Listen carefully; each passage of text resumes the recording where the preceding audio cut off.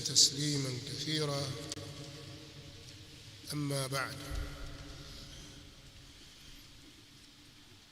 tukiwa tu kwenye khatima ya kitabu القواعد المثلى في صفات الله تعالى وأسمائه الحسنى.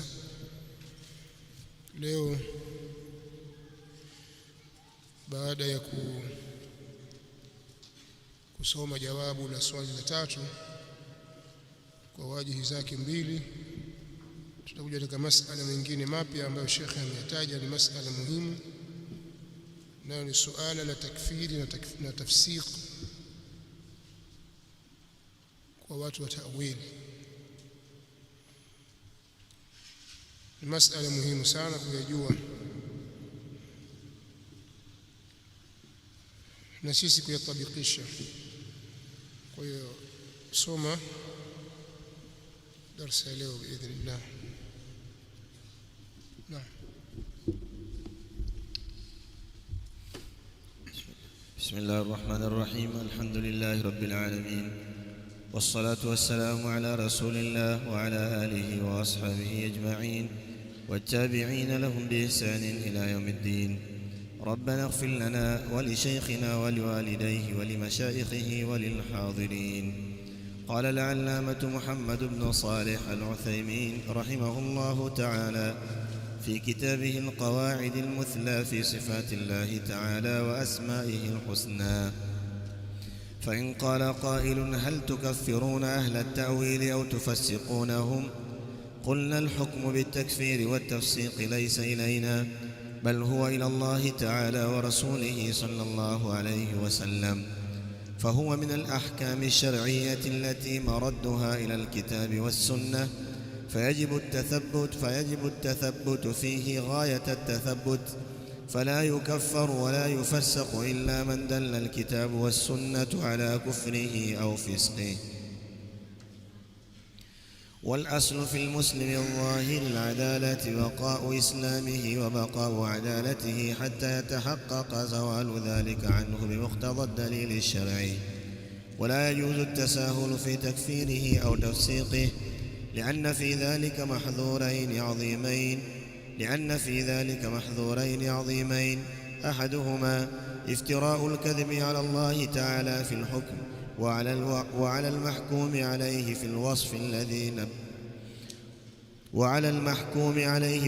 الذي نبرزه به. نعم، في الوصف الذي نبذه به، في الوصف الذي نبذه به.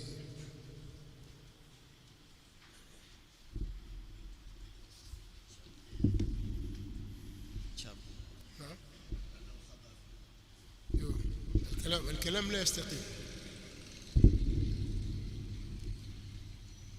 الخطأ في الطبع. يقول في الوصف الذي نبرزه به. كيف؟ في الوصف الذي نبذه به.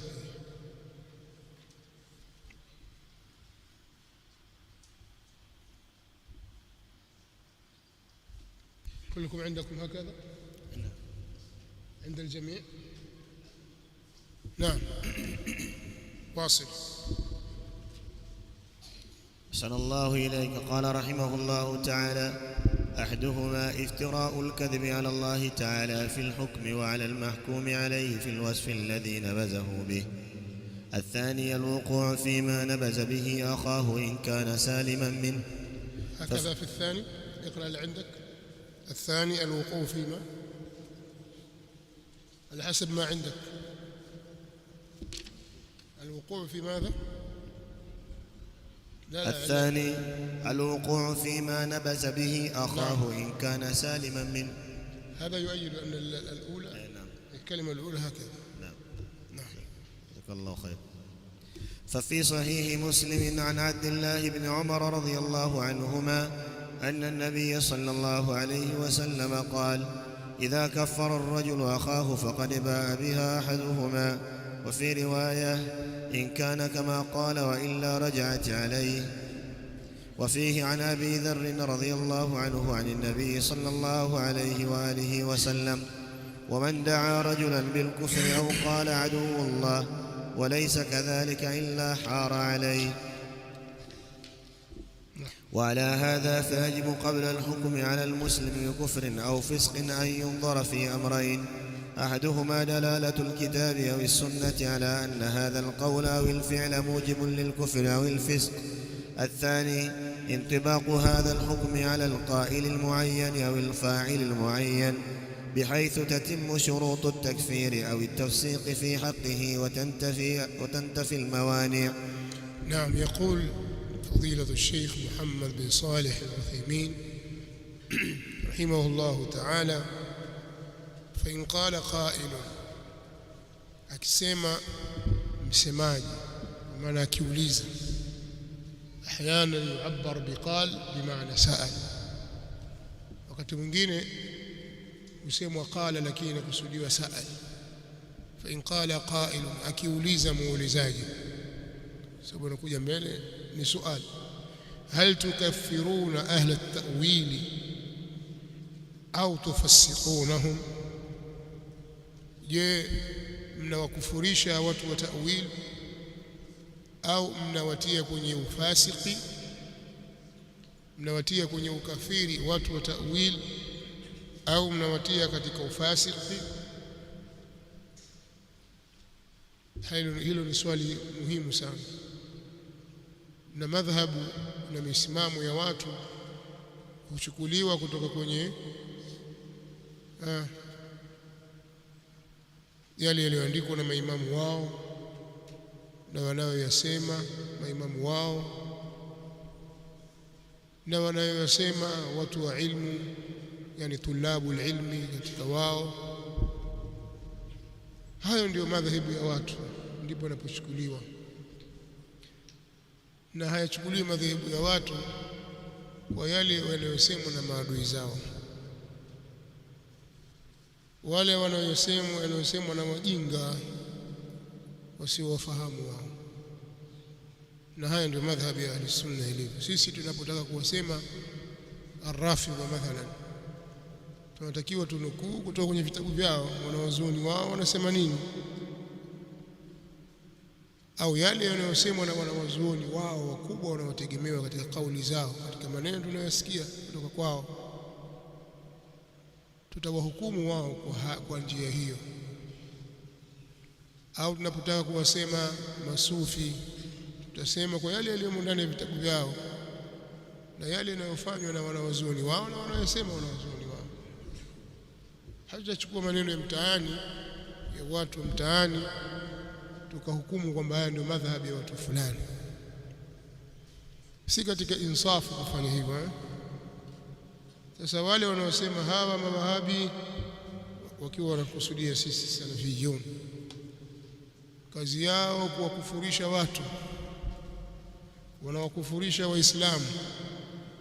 Kuna wanaosema kwamba wanawakufurisha Waislamu tangu enzi ya karne ya 6 mpaka leo, wanawaingiza motoni, kwamba wote hao ni makafiri ila wao tu.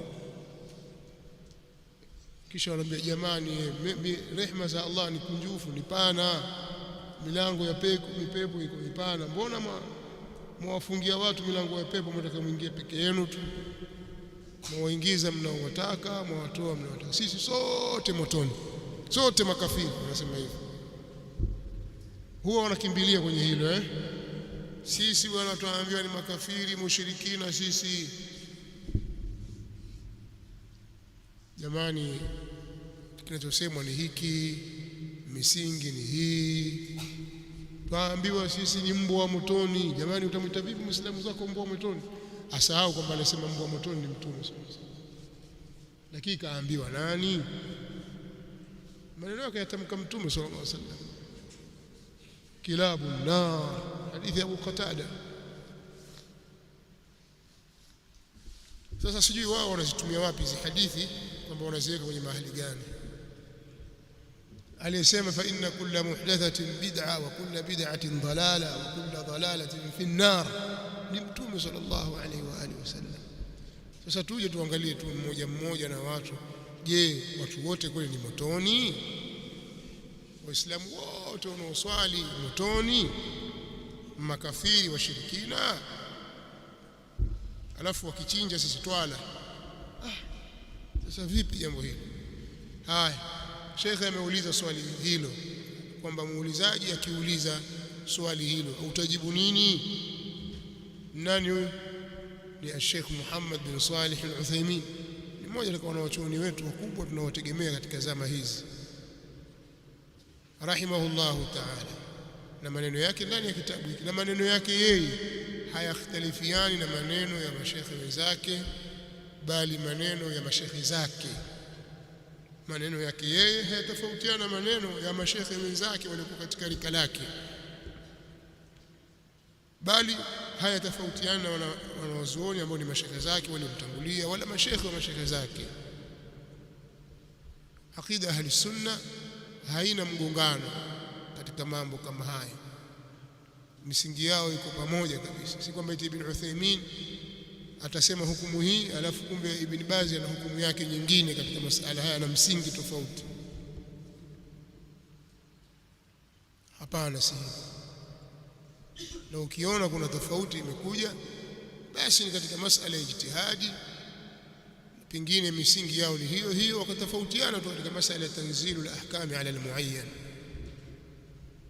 Yani masuala yapo tangu zamani. Sasa Sheikh anasema kulna, sisi tutasema alhukmu bitakfiri au bitafsiqi laysa ilaina, hukumu ya kukufurisha au ya kufasikisha, hukumu ya kutia kwenye ukafiri au hukumu ya kutia kwenye ufasiki haiko kwetu sisi, hatuna mamlaka hayo, bal huwa ila Allah ta'ala wa rasulihi sallallahu alaihi wasallam, bali hukumu hiyo iko kwa Allah aliyekuwa mtukuka na mtume wake sallallahu alaihi wasallam. Fahuwa min alahkam alshar'iyya, hiyo takfiri, hiyo hukumu ya takfiri hiyo na tafsiri, hukumu hiyo ni katika hukumu za kisheria allati ambazo maradduha ila alkitabi wassunna, marejeo yake ni kwenye kitabu na sunna. Kwa hiyo hivi ndivyo wanavyosema mashekhe zetu na ndivyo walivyoandika, na sisi tunasoma na tuwasomesha wanafunzi wetu hivyo. Kisha akasema fayajibu tathabutu fihi ghayat at-tathabuti, unapasa kupata uthibitisho ndani yake, upeo wa mwisho wa kupata uthibitisho, au kutaka uthibitisho. Unapasa kutaka uthibitisho ndani yake kwa upeo wa mwisho wa kutaka uthibitisho. Fala yukaffaru wala yufassaq, hatatiwa katika ukafiri wala hatatiwa katika ufasik, illa man dalla alkitabu wassunnatu ala kufrihi au fisqihi, isipokuwa yule ambaye kitabu na sunna, isipokuwa yule ambaye kimefahamisha kitabu na sunna juu ya ukafiri wake au ufasiki wake. Imekuja aya, imekuja hadithi juu ya jambo hilo. Wal aslu fi almuslimi adh-dhahiri al-adala, wal aslu fi almuslimi adh-dhahiri al-adalatu, na asili kwa muislamu aliye dhahir, mwenye kudhihirisha Uislamu, yani ni uadilifu. Hiyo ndio asili. Afwan, hapa itakuwa ni naat. Wal aslu fi almuslimi adh-dhahiri al-adalatu, kana mudhaf na mudhaf ilayhi. Asili kwa muislamu aliyekuwa dhahiri, mwenye kudhihirisha uadilifu. Asili kwa muislamu mwenye kudhihirisha uadilifu au aliyedhahiri kwa uadilifu, ikawa adh-dhahir ni mudhafu na al-adalati ni al-mudhafu ilayhi.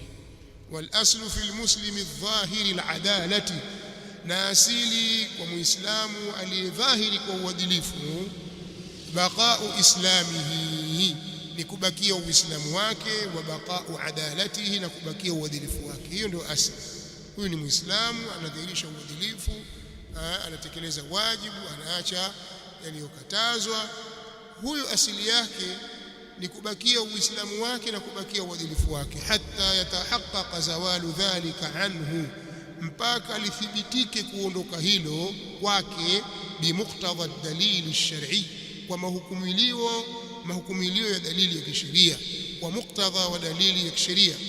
Wala yajuzu at-tasahulu fi takfirihi au tafsiqihi, na haijuzu wala haijuzu kupuuzia, kufanya tasahul, kupuuzia katika kumtia kwenye ukafiri au kumtia kwenye ufasik.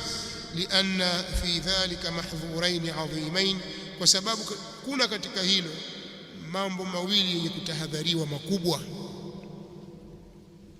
Kusema ajili jikafiri tu, wewe ondoka hapa kafiri wewe, wewe mnafiki wewe, ikawa ni lugha mtu azungumza tu anamwambia mwenzake hili jambo halifai,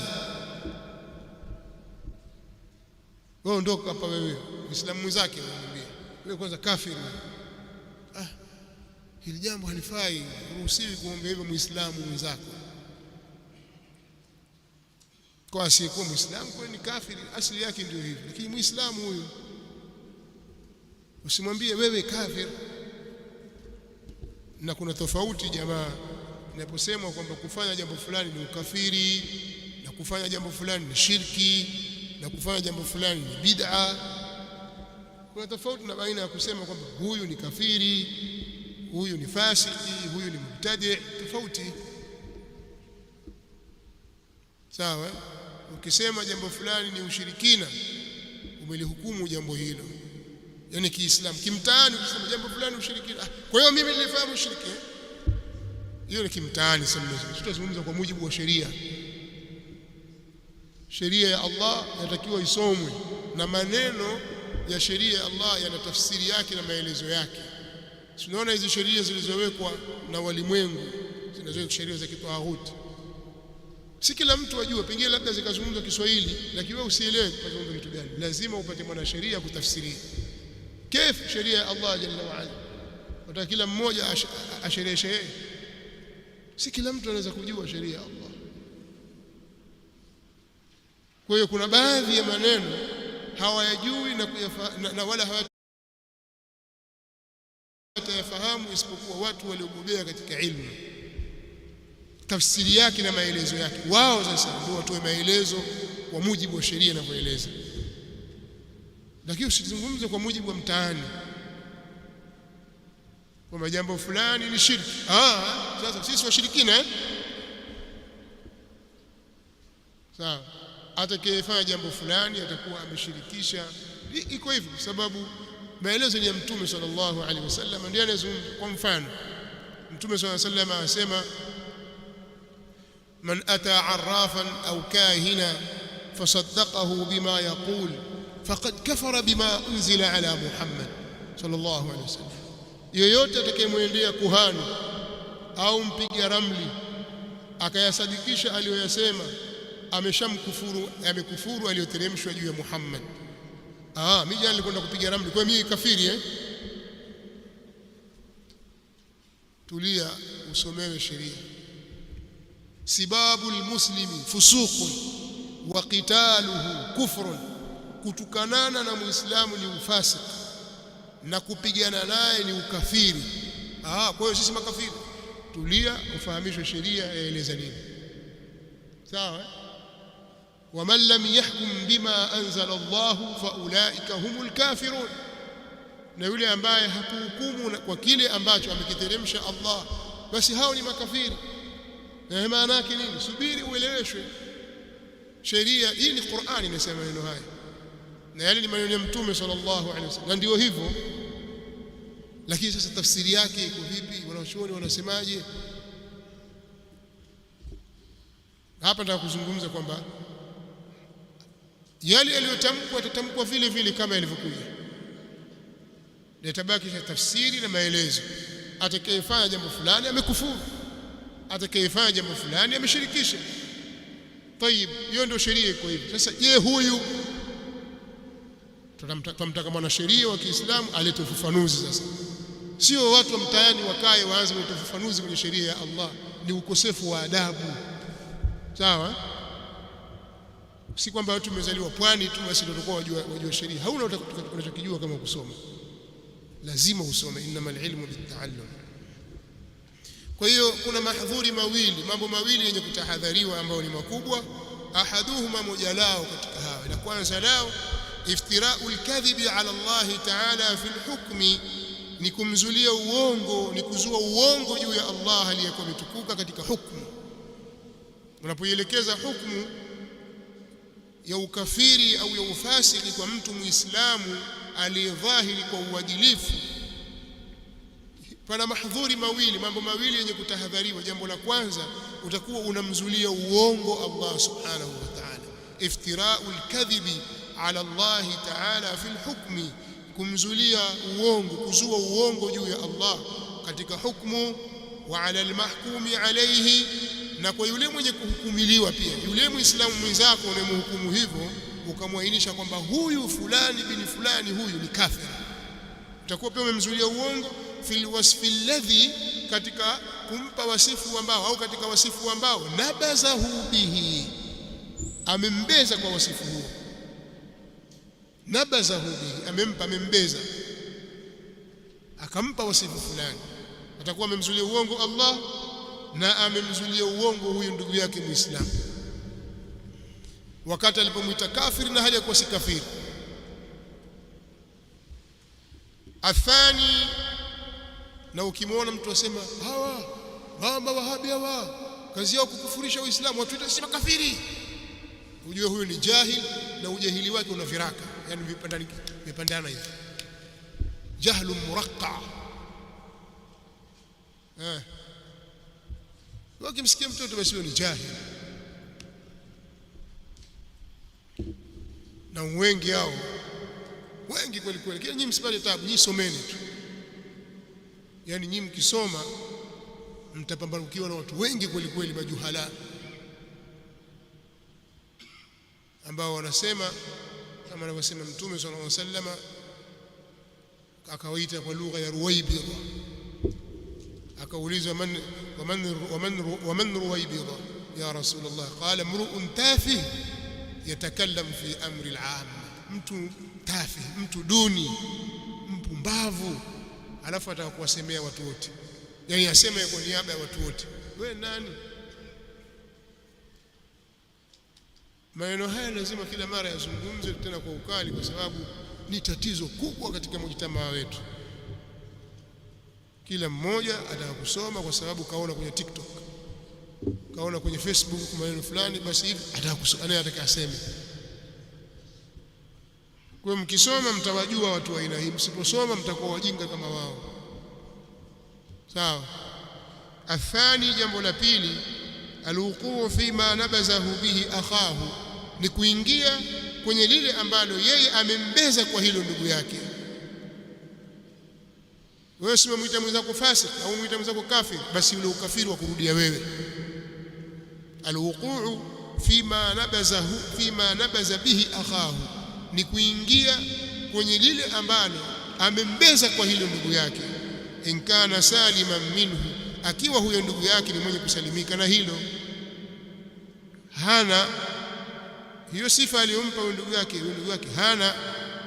Fa fi sahihi Muslimin, kuna katika sahihi Muslim hadithi katika kitabu al-imani, babu hali imani man qala li akhihi al-muslim ya kafir, hadithi nambari 60, an Abdullah ibn Umar radhiyallahu anhuma, imepokewa kutoka kwa Abdullah ibn Umar radhiyallahu anhuma, anna an-nabiy sallallahu alayhi wasallam qala, kwamba mtume sallallahu alayhi wasallam amesema, idha kaffara ar-rajulu akhahu, pindi mtu atakapomkufurisha ndugu yake.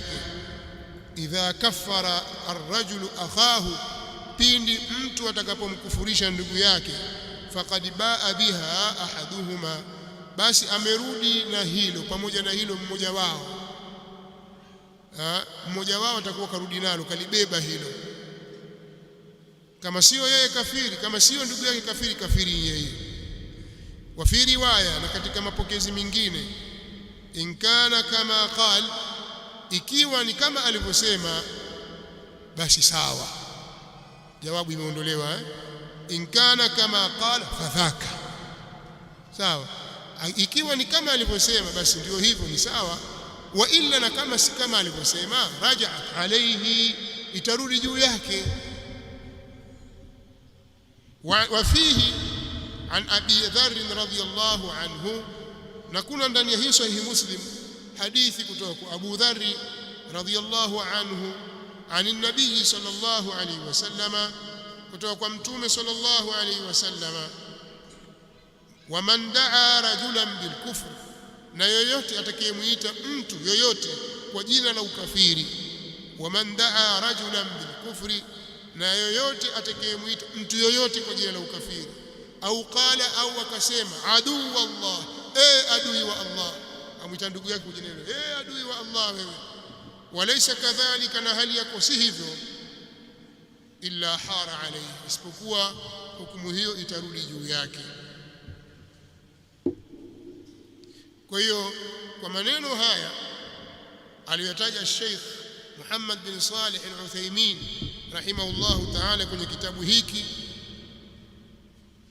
tunapata faida ya kwamba hukumu ya kukufurisha na kutia kwenye ufasik, hivyo hivyo kutia kwenye bid'a, hukumu hiyo haiko kwa watu, yani si miliki ya watu fulani, bali miliki yake iko kwa Allah subhanahu wa ta'ala na mtume wake, kwa maana kwamba hizi ni katika al-ahkamu za al-wa'id, lazima zipokelewe kutoka kwenye kitabu na sunna. Hilo jambo la kwanza. Kwa hiyo kama imekuja katika kitabu na sunna kwamba kitu fulani, mtu atakayefanya jambo fulani huyo ni kafir, sisi tutasema hivi. Kwa mfano, tariku swala, asiyeswali kabisa, haswali, kafir. Hiyo ndio hukumu, sawa. Akaletwa bwana huyu fulani, huyu hapa bwana Muhammad, lakini haswali yeye, je, huyu ni kafiri? Si ulisema jana kwenye darasa kwamba asiyeswali kafiri? Sasa huyu hapa haswali, je, huyu mkafiri? Je, hili ni kafiri? Hilo unasema hivi kulikuza, ukafiri wake ni mkubwa mno, sawa. Kwa sisi tunasema naam, sisi tunasema asiyeswali ni kafiri. Lakini jambo la pili la msingi, la yukaffaru wala yufassaqu wala yubadda'u illa man qama alayhi ad-dalilu bidhalika, isipokuwa hatatiwa kwenye ukafiri wala hatatiwa kwenye ufasik wala hatatiwa katika ubid'a, isipokuwa yule ambaye imesimama dalili juu ya hilo, juu yake. Kwa hiyo dalili ikiwa ifahamisha juu kwamba kitu fulani ni ukafiri, tutamsimamishia dalili yake. Mtu mathalan anakuja anasema mimi siamini, kwanza hakuna ulazima wa kufunga Ramadhani, kushindishana na njaa tu, hakuna ulazima huo. Maneno haya ukiyatamka ni ukafiri, hata kama umefunga. Wewe ni Muislamu, uswali tena na Ramadhani umefunga, lakini sasa wazungumza wasema huku kufunga huku bwana, mimi na wasiwasi nako, si sehemu katika dini, tunashindishana na njaa tu, hakuna hukumu hii, sikubali. Pale pale umekufuru, umetoka kwenye Uislamu. Sisi tutakufahamisha kwamba jambo hili ulilozungumza la kutoa kwenye Uislamu, kwa sababu ni al-istihza'u bid-din. Tutakusimamishia hoja, amesema Allah hivi na amesema hivi Mtume sallallahu alaihi wasallam. Mimi sitaki kusikia maneno haya, tusidanganyane bwana.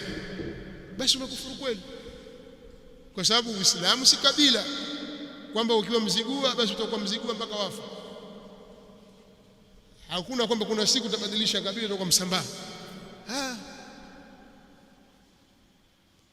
Uislamu sio kabila. Kwa hiyo kuna mambo kweli ukiyafanya na sheria ishatamka kwamba hili ni ukafiri, na wewe ukalifanya, alafu ukawekewa hoja mezani kwamba hoja ni hii, huu ni ukafiri na wewe umelifanya jambo hili, tubu kwa Allah.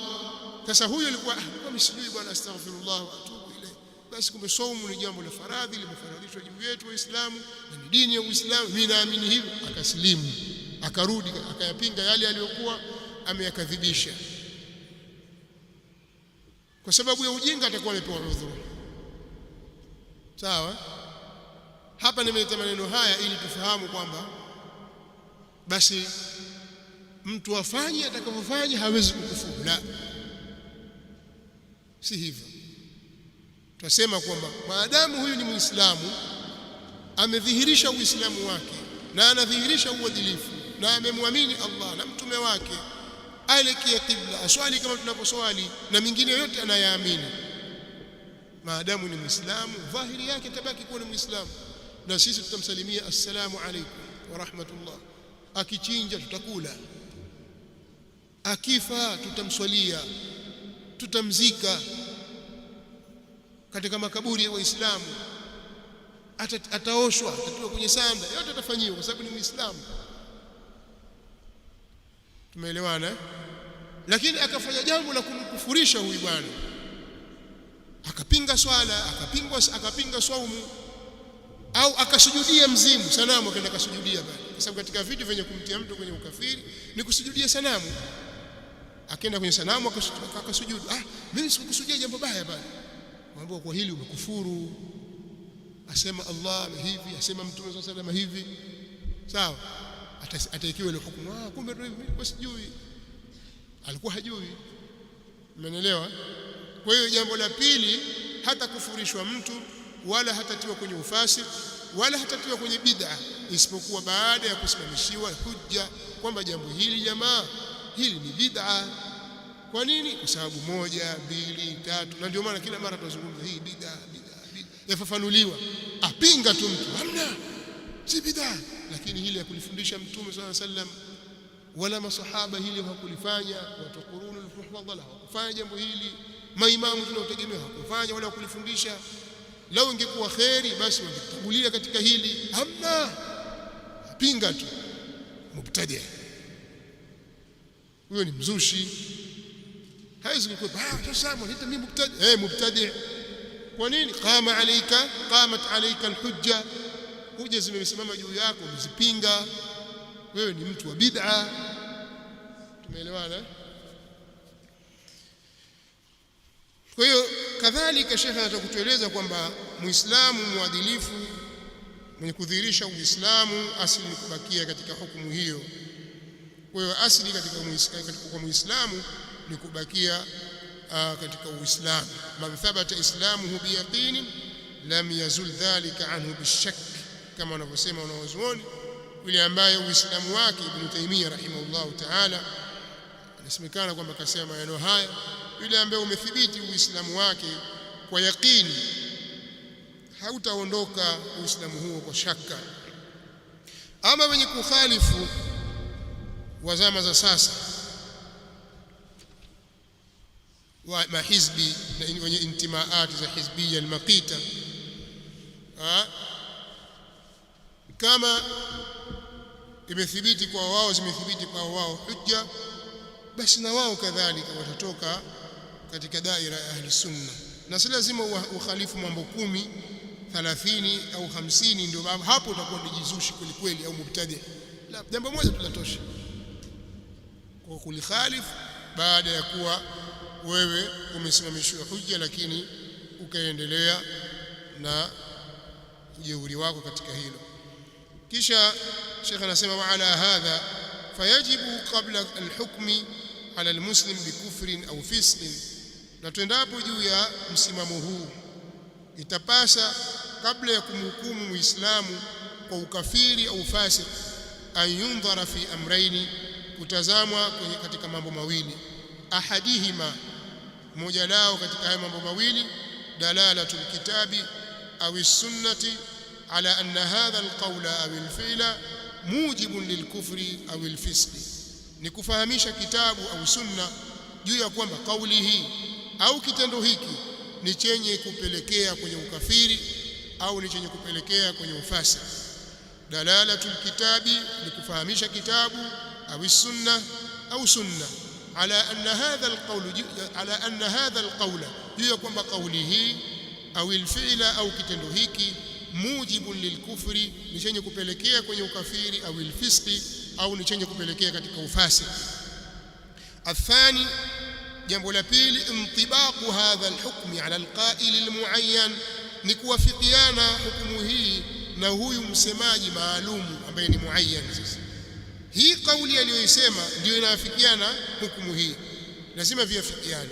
au alfa'ili almuayyan, au hukumu yafikiane na huyo mtendaji maalum, bihaifu, kwa sifa tatimu shurutu takfiri, zinatimia sharti za kukufurisha, au tafsiki, au sharti za kutia kwenye ufasiki, fi haqqihi, katika haki yake, watantafi almawani'u, na vinakosekana vizuizi.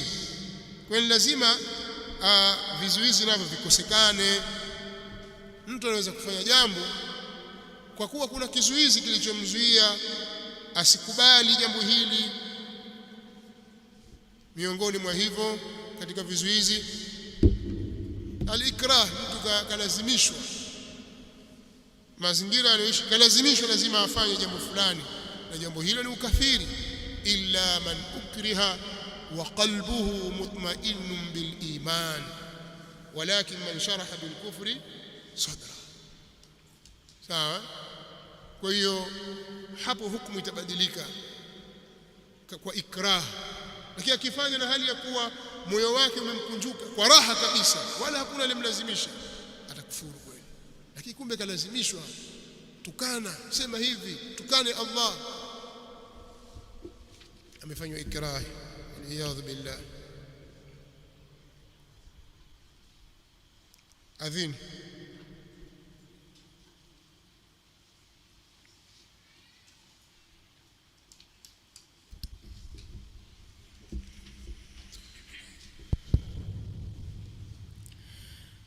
الله أكبر الله أكبر الله أكبر الله أكبر.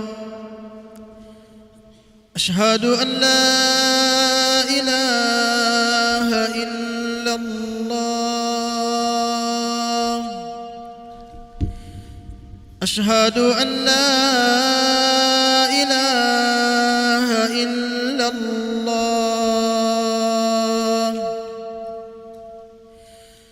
أشهد أن محمدًا رسول الله.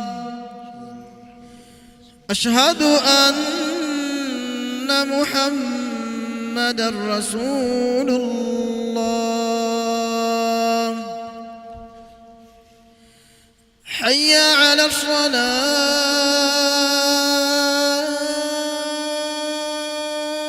الصلاة. حي على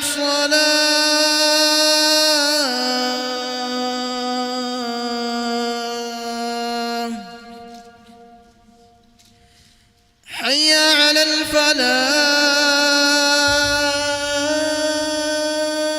الفلاح. حي على الفلاح.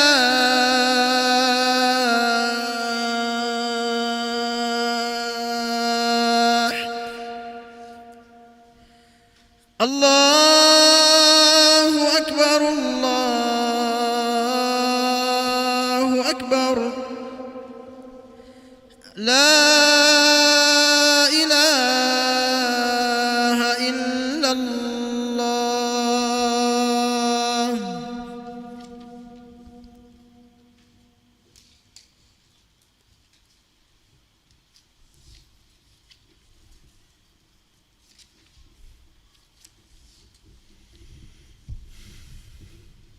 طيب.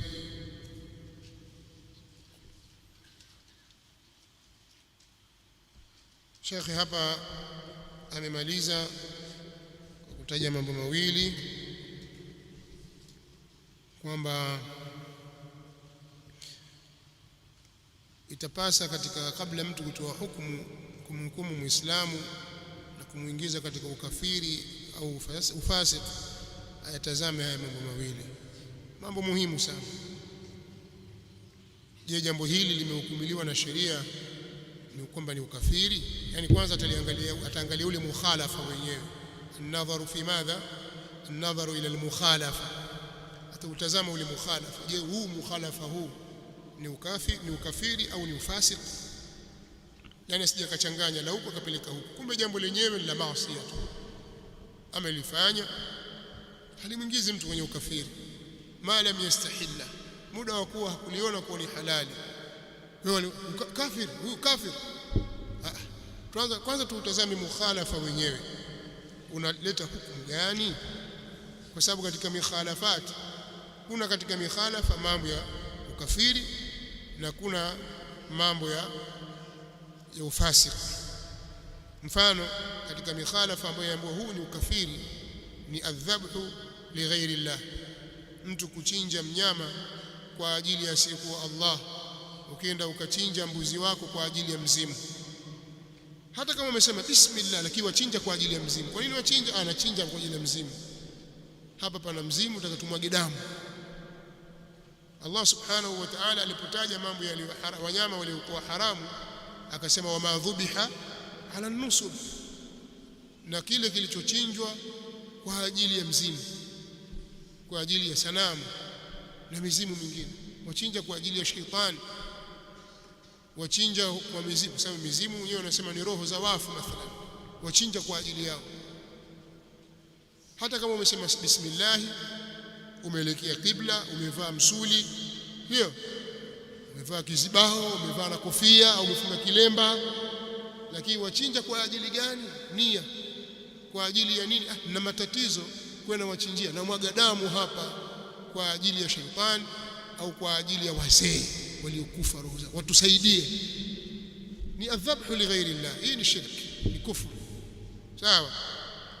Wanadhuru li ghairi Allah, au mtu kuweka nadhiri kwa ajili ya asiyekuwa Allah, kuweka nadhiri kwa ajili ya sanamu na mizimu mingine, kwa ajili ya shetani na vinginevyo.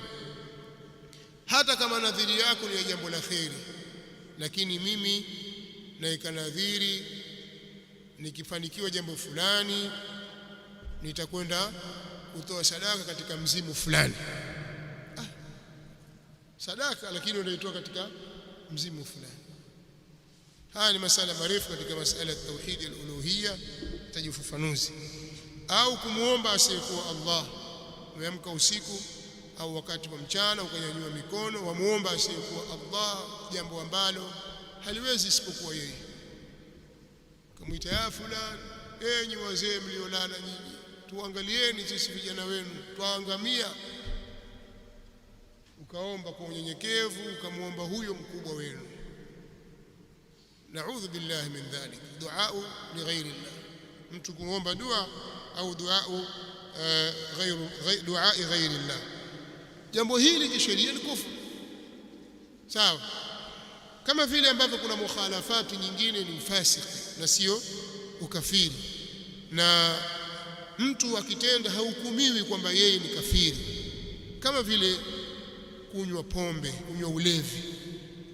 Pombe ni haramu, lakini mtu akinywa hawi kafiri, kwamba yule kafiri mkubwa anywa pombe tu kila wakati. Hapana. Ni mambo ambayo yaliotokea baadhi ya masahaba na wengine wakatandikwa bakora kwa sababu ya kunywa pombe, lakini ufasiki. Sawa.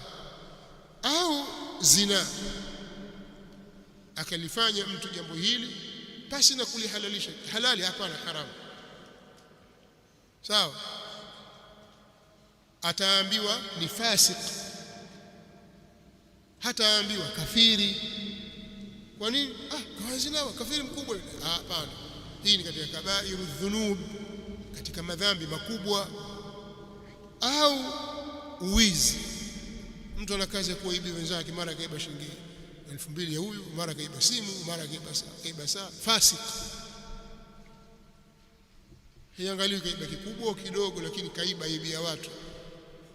Sarika ni haram, lakini je, ni ukafiri? La.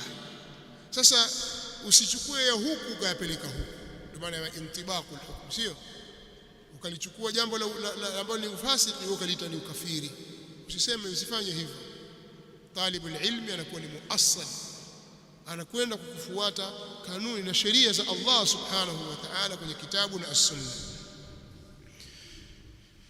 Naam.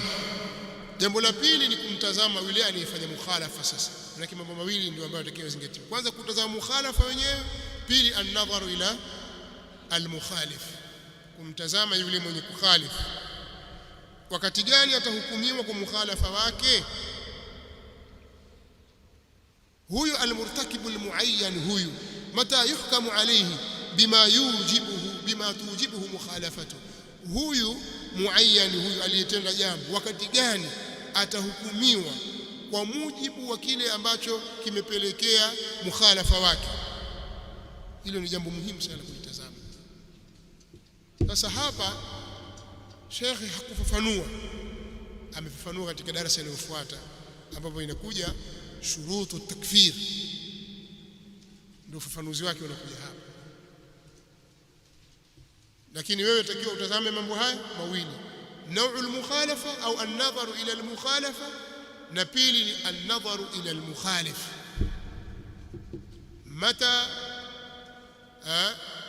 نحكم على هذا المرتكب المعين بما توجبه مخالفته؟ متى نحكم عليه بما توجبه مخالفته؟ hivi ni vitu muhimu vya kutazama.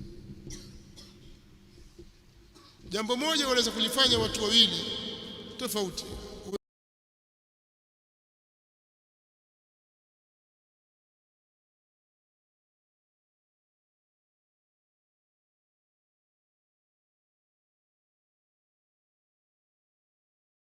Huyu kama huyu mkafiri na huyu hapana. Upendeleo? Hapana, si upendeleo. Kwa nini? Hapa vigezo na masharti vimetimia na huku havijatimia. Sheikh Saadi rahimahullah katika manzuma yake al-Qawaid al-Fiqhiyya ana maneno anasema, wala yatimu al-hukmu hatta tajtami' kullu ash-shuruti wal mawani' tantafi' au al-mawani' tartafi'.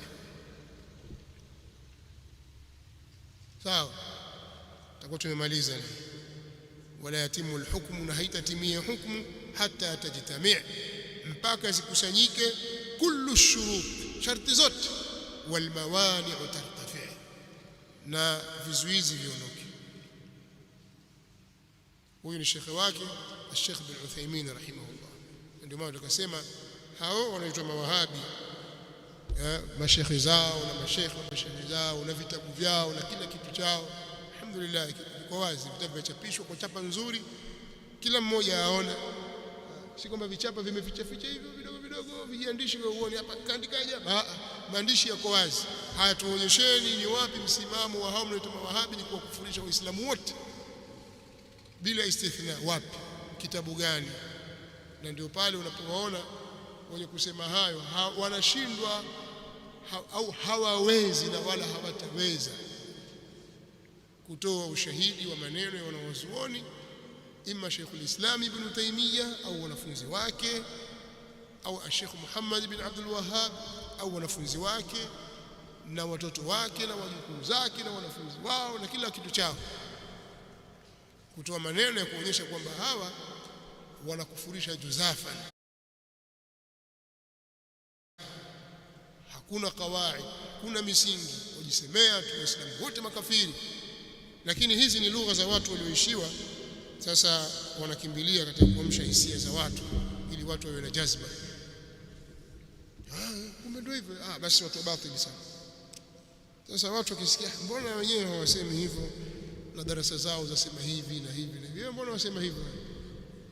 Kwa hiyo wakigundua watu wanakuwa wanawachukia wale mashekhe, wakichukiwa wakasirika kwamba mbona tuna chuki na sisi, chuki binafsi, kwa sababu mmewadanganya watu muda mrefu, alafu watu wanakuja kujua kwamba si kweli. Hii ndio shida inakuja hapa. Wallahu ta'ala a'la wa a'lam.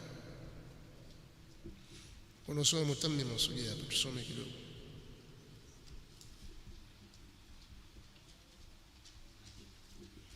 Muda huko mpaka kuuliza maswali. Naam, tuna kawaida hapa, tuna mutammim masulieni. Ndio kusemaje, tutakuwa na khiari baina kujibu na kujibu. Wewe sema, uliza kabisa.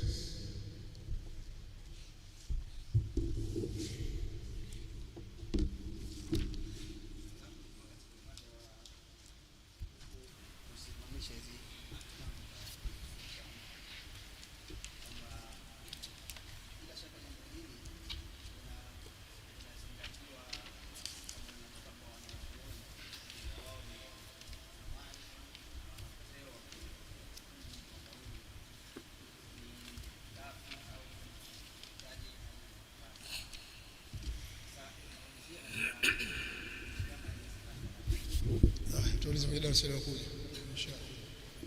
Mpe soma.